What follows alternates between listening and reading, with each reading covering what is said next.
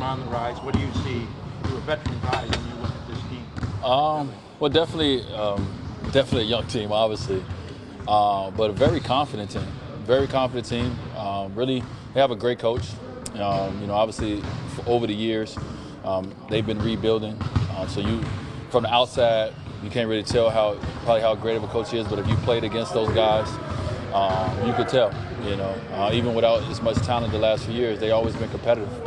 They play the game hard on defensive end of the floor. On offensive end, they execute and running offense. But now they have more talent to that. So it's a team that believes that their time is not later, that their time is coming real soon, and they play with that confidence. What do you think of Ben Simmons so far?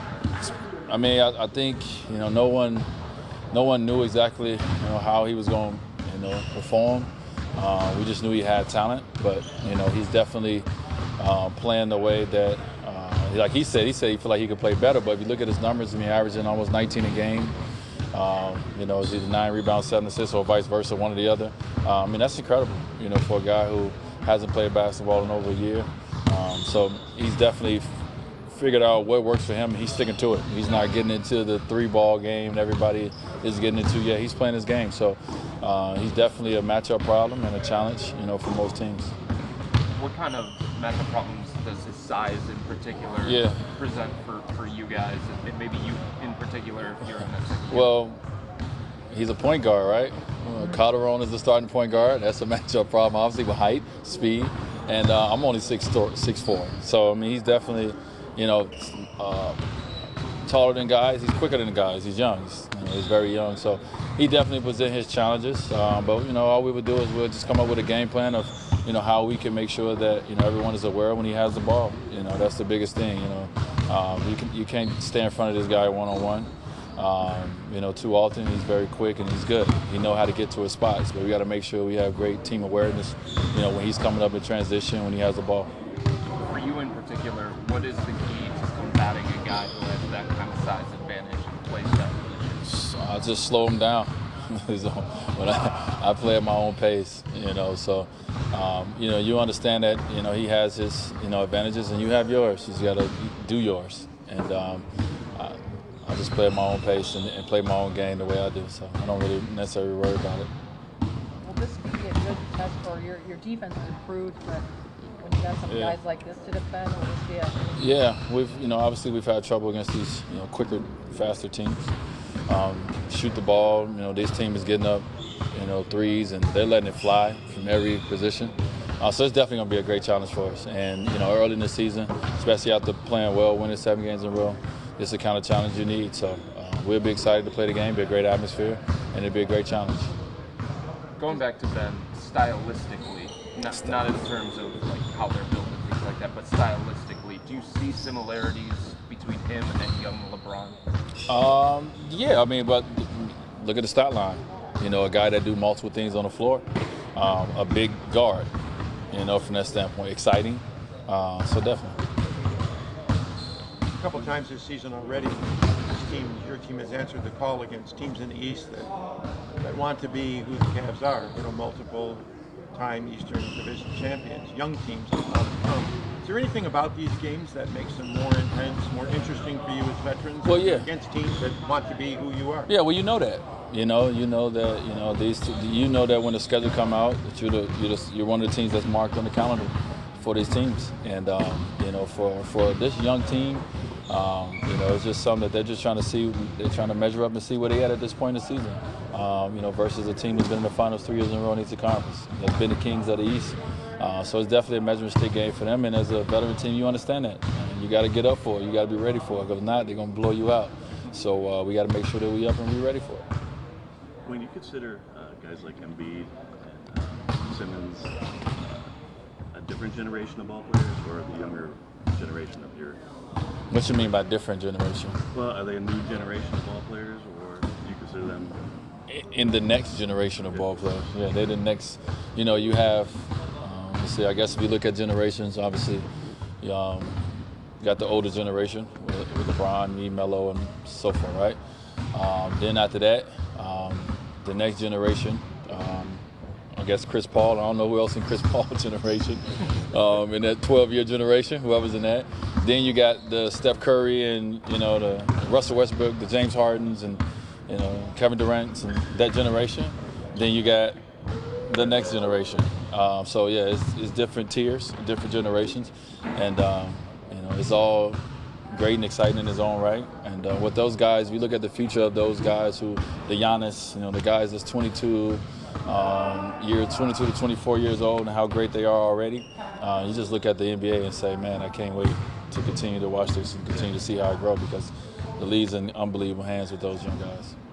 During the winning streak, is there one thing you're most proud of that you guys have really stepped up on? Just our trust is growing. We talked about this earlier in the season that, you know, for us to win games, we gotta build that trust, and it's gonna take time. Just going over film, watching certain things that we did. Everything is not perfect, but, you know, the way that we're covering for each other, the way that, you know, we're communicating with each other, all these things. That's the part right there that'll win you a lot of games. Having that trust on the floor defensively, knowing that the other guy has your back, etc. You'll win more games than not playing that way. So definitely proud of that.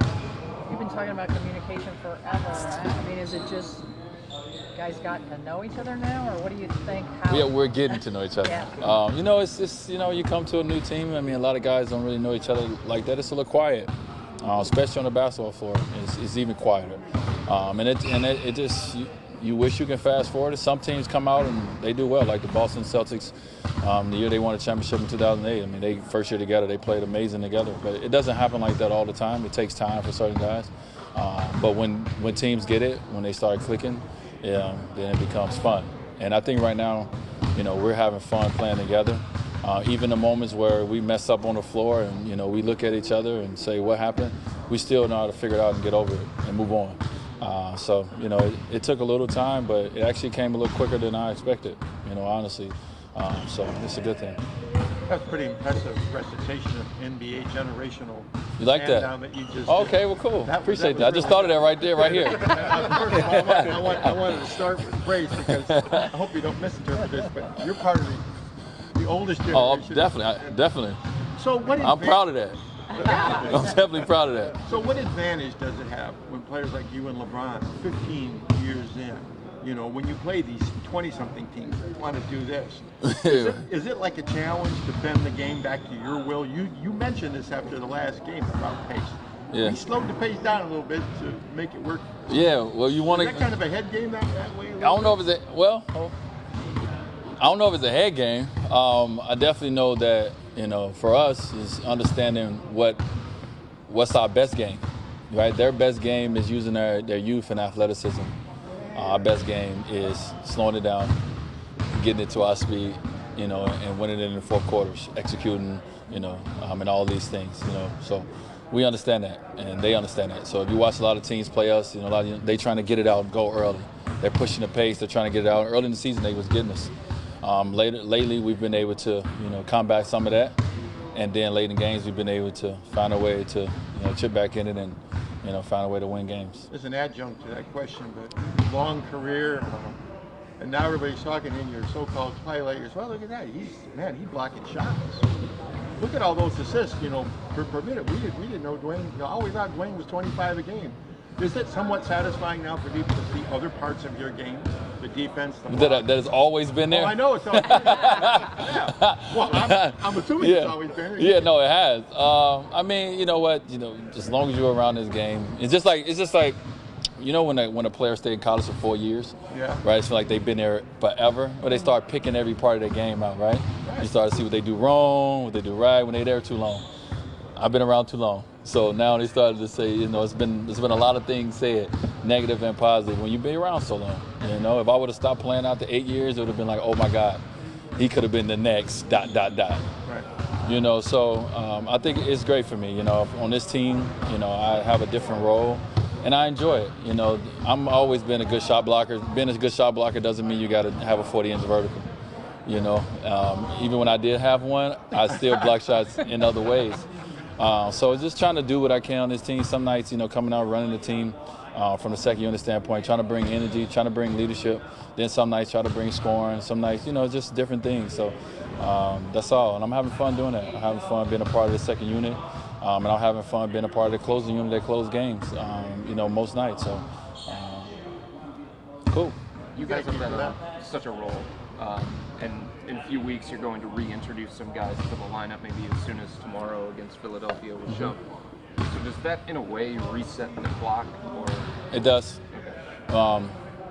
I guess from a coaching standpoint, it sucks when you got guys out, but it helps the rotation, right? Because you don't have to worry about playing everybody. So you can worry about playing 8 guys, 9 guys. And those 8, 9 guys know where their minutes coming at. They get a little bit comfortable in their, the rotation, their rhythm, and all these things. But obviously, when you bring more guys that can play and they start getting in the lineup, it take guys out of their rhythm and rotation a little bit. It have coach have to play different guys. So it definitely changes things up a little bit. But it just for our team, man, it helps us be deeper, and it gives us, Shump came in, he came back last time. Who knew that he was going to be the starting point guard for a while? And we got some good wins with him in the lineup. So, you just got to be willing to play whatever role and position. And, and I'm not saying you got to be happy with every role and position, but you got to play it.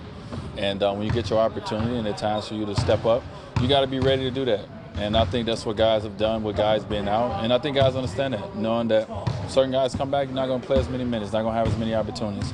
But when you're out there, you do your job, everyone know that, we can count on that guy, so we got a lot of guys like that.